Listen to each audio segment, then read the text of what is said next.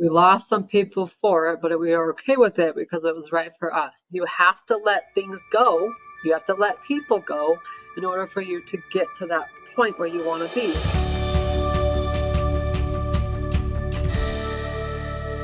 Flip the Prescription, a podcast I started after spending, 2 years trying to figure out what was the next podcast I would start. If you haven't listened to it already, Beyond the Diagnosis was my first one.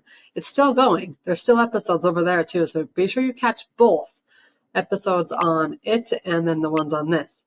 Today I have with me someone who's been my ride or die since the day we started. She's seen everything from the moment we said yes to a business to right here, right now. And I want to bring Kelli on, who's been my assistant EA, again, my ride or die since the beginning, to get her perspective on what has shifted throughout the last, 7 years running a business together. I guess it's been 6.5 now. It's been a ride.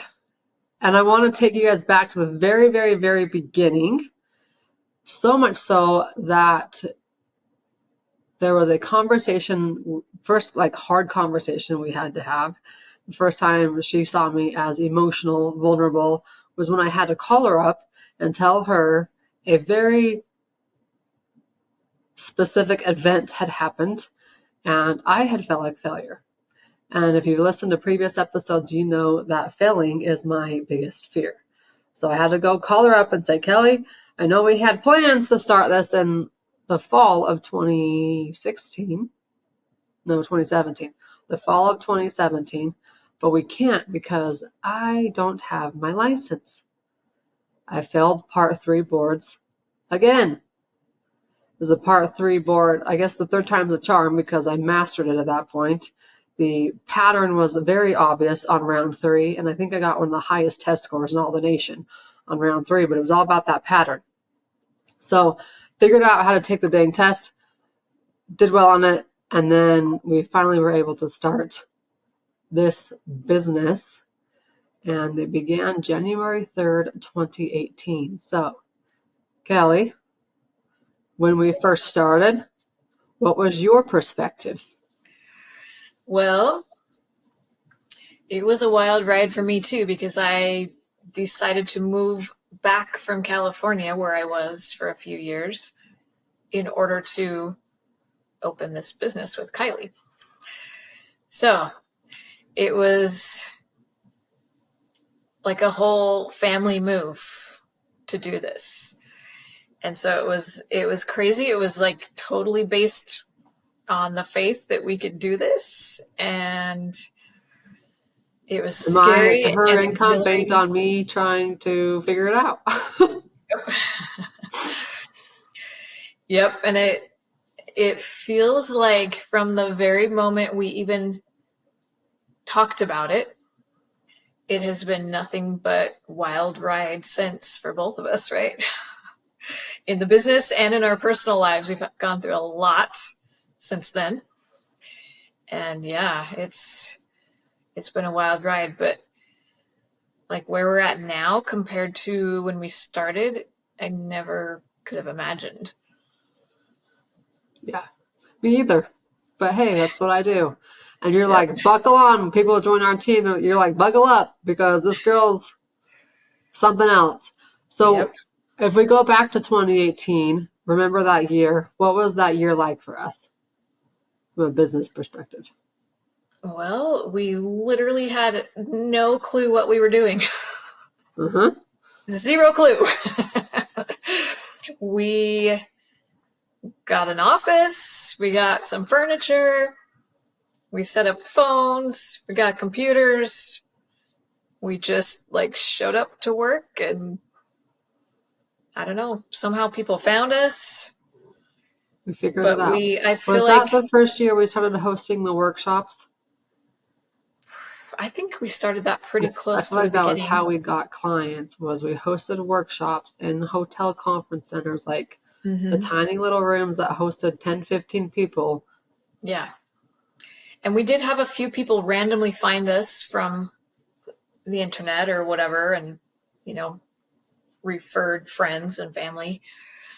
But yeah, we went to hotel conference centers and talked to one or two people. And How it about just, our relationship with money at that point? Do you remember how I was like, hey, Kelly, you're going to talk about all of the sales and close the money side because I don't want anything to do with it. I'm terrified of money. yeah, you're the one that needs to ask for the money, Uh-huh. handle all the money. And I was like, okay, like I didn't have a problem asking for money, but I didn't really know what a money mindset was back then and how I've brought that into my life, like my beliefs and patterns. And Yeah, so literally, guys, I didn't want to talk about money at all. I literally was like, Kelly, this is you because I'm terrified to do it. yep.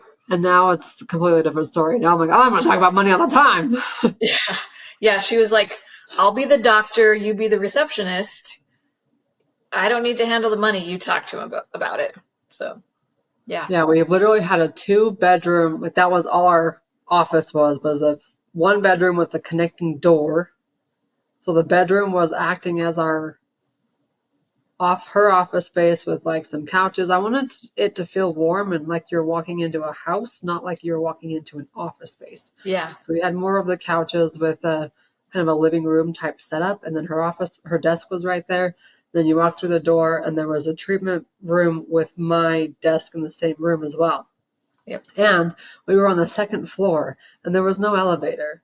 So as a chiropractic office, we had several clients who were like, can you please move somewhere where we don't have to climb the stairs?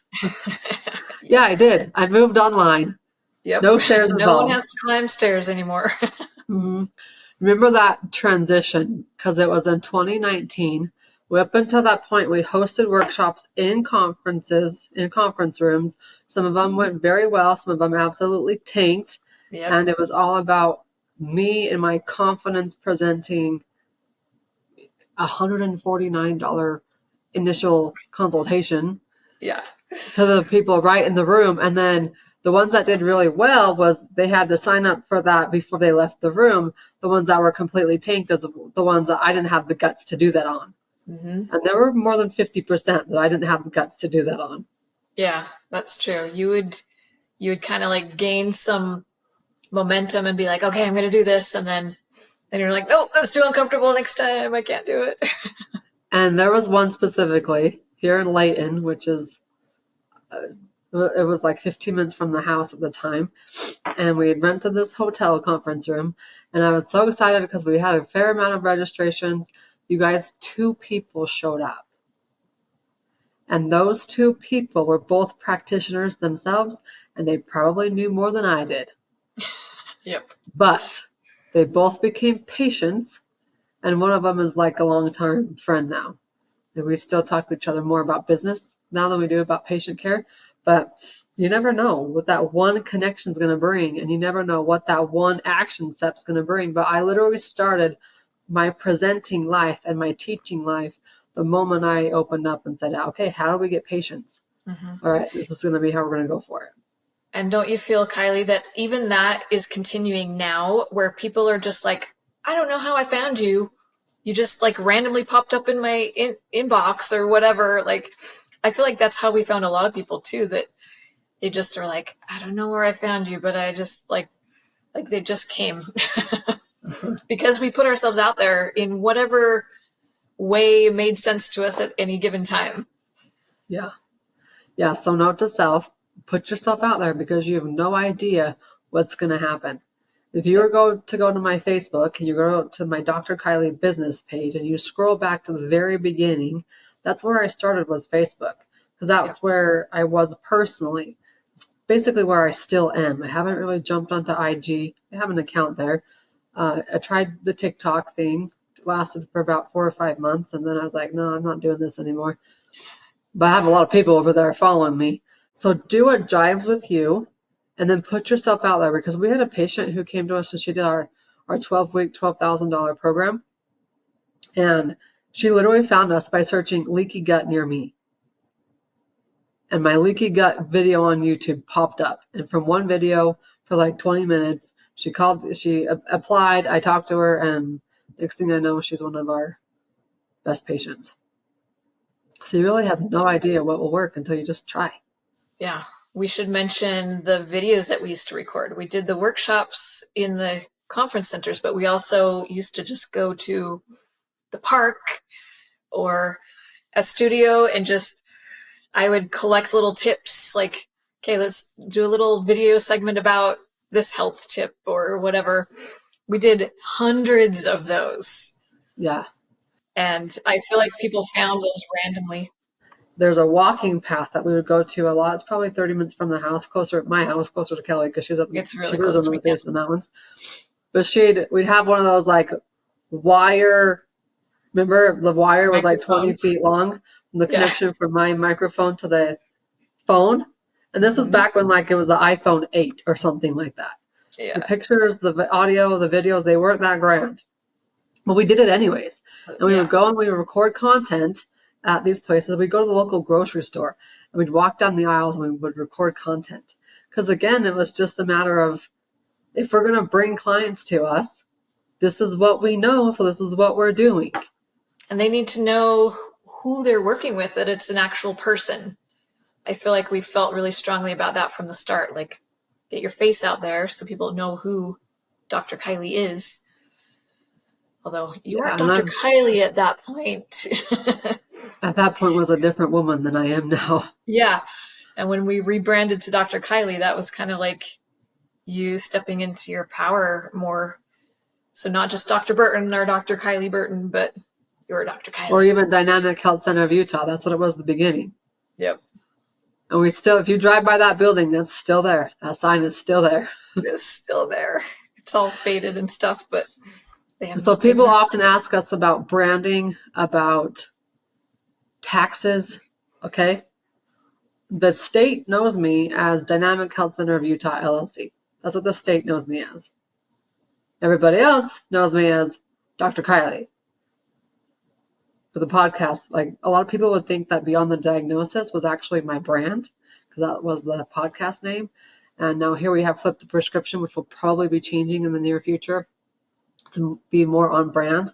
But when you start a business, or as you're going through your business journey, nothing's set in stone. You can change it on a dime. Kelli, when I called you and I said we're out of this office, what did you think? I thought, yay, because I wanted to work from home, be home with my kids, but also no clue whether it would work or not. I was like, well, we'll just try, and if it fails, then we gave it a good shot. We gave it a good shot. We had patients who were pissed, remember? Yes. One of them specifically, she always stands out like, I must go into someone's office. I'm like, okay, that's fine, but I'm not your person. I will refer you out and find you a person where you can do that. Yeah, and we lost some people for it, but we were okay with that because it was right for us. Say that again.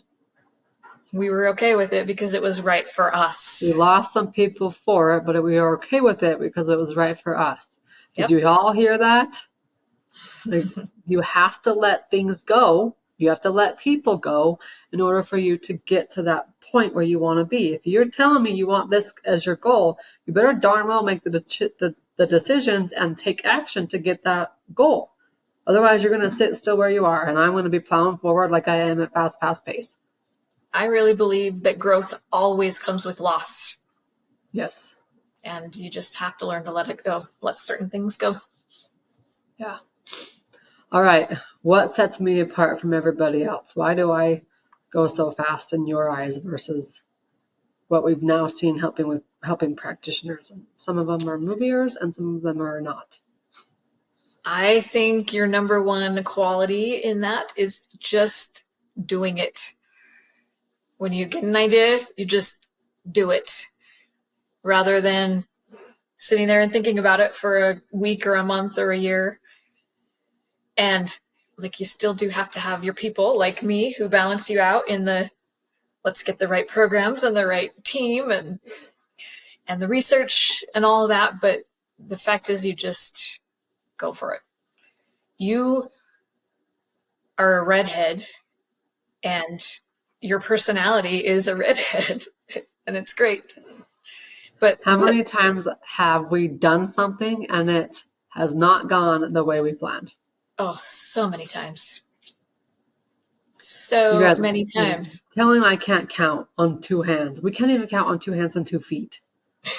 How many times we have done something and it went quote unquote wrong. But it's never wrong. It's always this or something better. Yep. Programs we've ran, launches we've done, workshops we've hosted. Social So media. many times.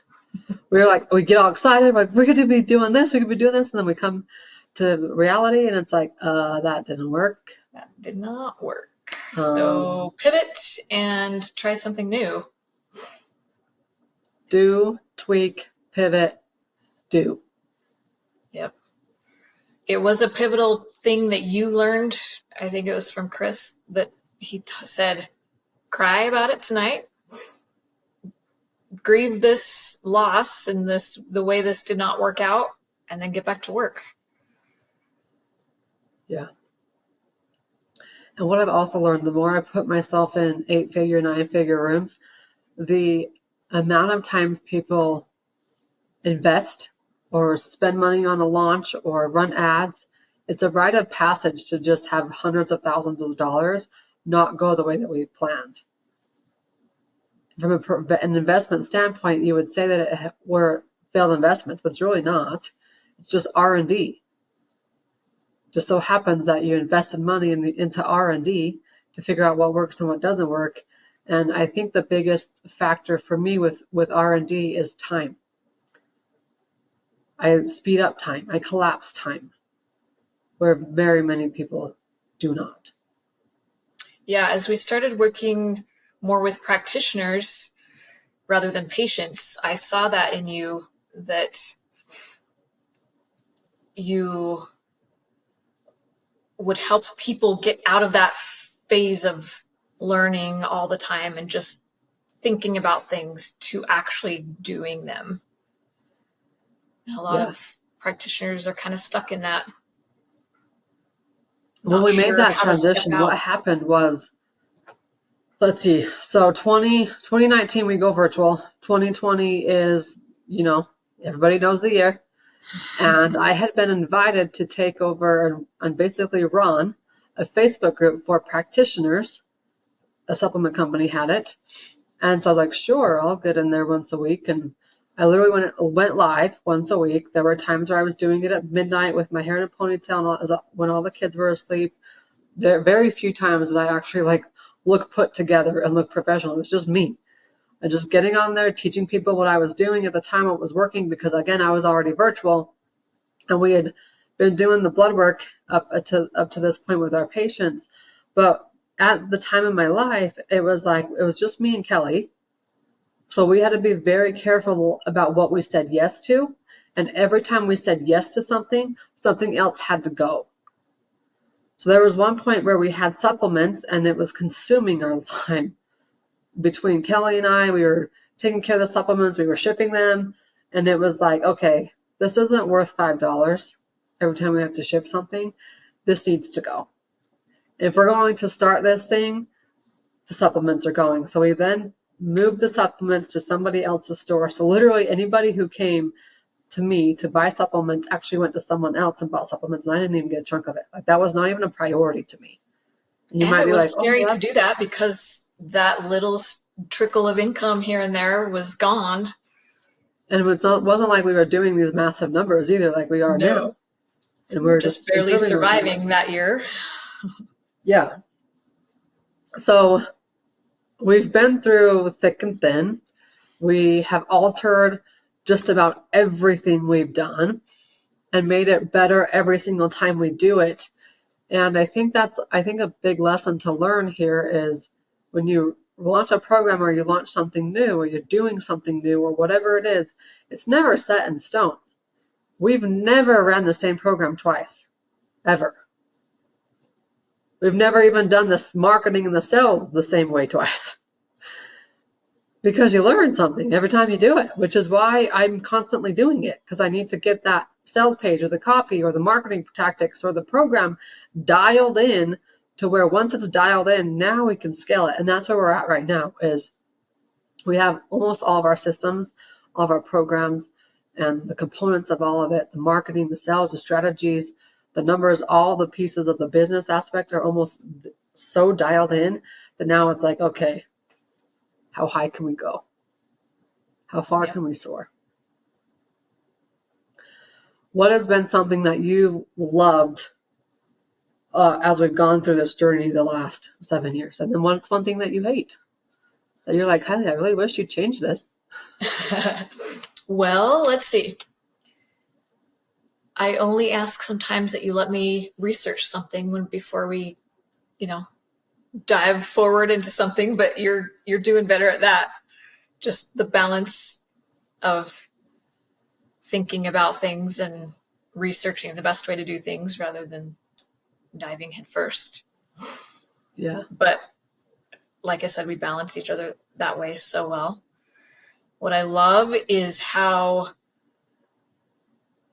we have trailblazed the way, because there's nobody out there saying, do this way. This is the type of business you want. We don't even have like a business that we could look at and say, this is how we want it. We just created it ourselves. And we've created it every single step of the way. Yeah. And the creation of it was the pain and the trudging through and the recreation and the relaunching, and all of that is the way. Yeah. Do you remember this is just a fun little tidbit. When people searched for Dr. Kelli, what used to come up first? Some MTV chick. Mad TV. Yeah, It was a skit on Mad TV called Dr. Kelli. It's not that way anymore. You're the first. The Dr. Kelli is the real Dr. Kelli. We've taken over the SEO for my name. Yeah. We have come so far. One of the biggest things that we have done along our journey is we've set the boundaries.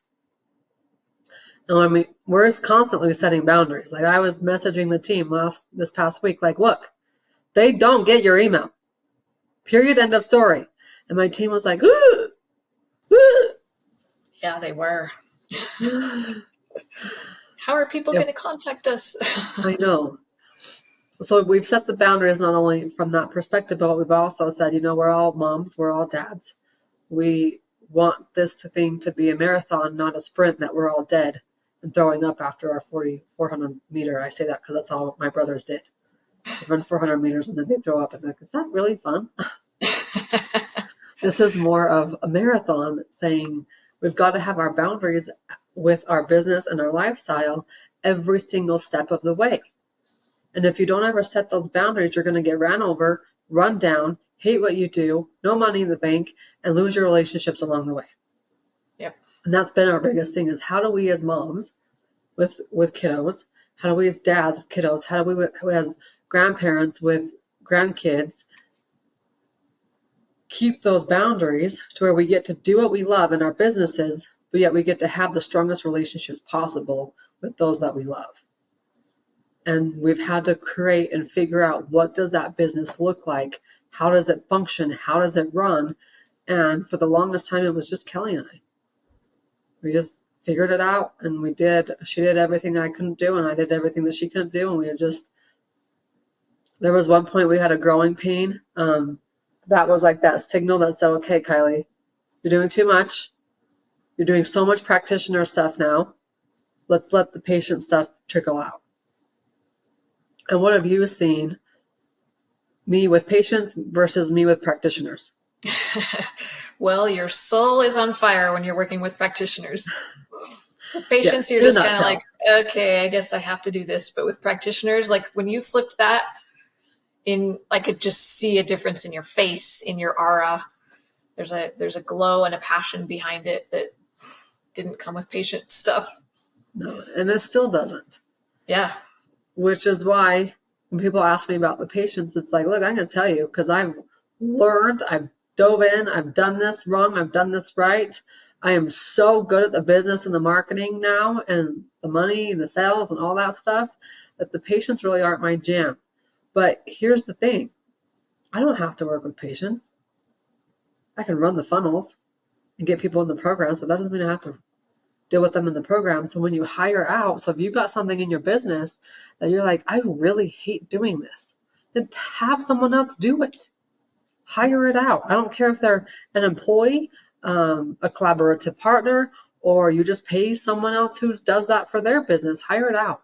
And I think that's been a really big key for Kelli and I as we've grown this business and expanded and added more programs, and now we're like patients and practitioners, that we've got a podcast team, we have a tech team, and they're not on my employee payroll. They're just, I pay them because that's what their business is, and they help me with mine. And that takes a huge load off so that we can stay in our zones of genius. Yeah. And I would say to people out there, pay attention to what you're passionate about.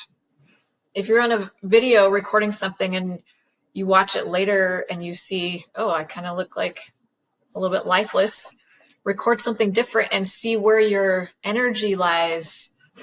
You can tell when someone's passionate about something, there's this underlying glow. There's a smile on their face. I always get those, like, you're scrolling through Facebook and social media, and you see this practitioner like sitting in their chair like this, like all slumped down, just with a straight face, and they have the text coming over it.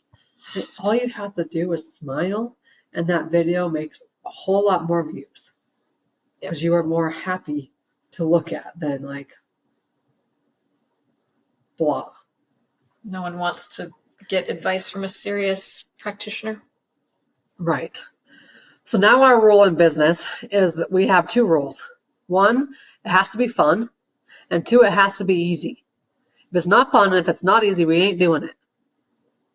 Which is tricky to figure out, what do we enjoy? What's the price tag that makes it easy? And where do our passions lie?